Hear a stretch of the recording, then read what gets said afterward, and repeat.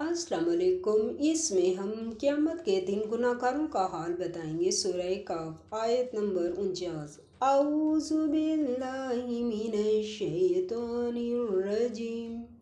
बिस्मिल्लाहिर रहमानिर रहीम।